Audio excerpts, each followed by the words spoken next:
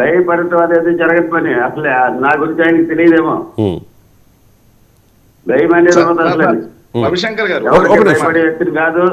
నా గురించి తెలుసుకుని మాట్లాడండి.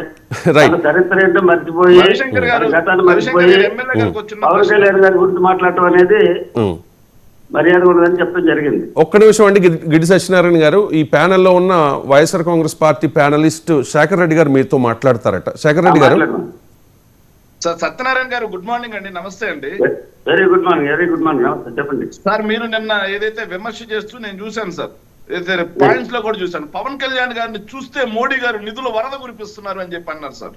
సార్ రాష్ట్రానికి పవన్ కళ్యాణ్ గారు మోడీ ద్వారా తీసుకొచ్చిన నిధుల వరద ఏంటో ఒక ఎమ్మెల్యేగా మీరు చెప్తే ప్రతిపక్ష పార్టీ నుంచి మేమే కాకుండా ప్రజలు కూడా తెలుసుకుంటాం సార్. నిధుల వరద ఏంటో మీకు తెలియదా?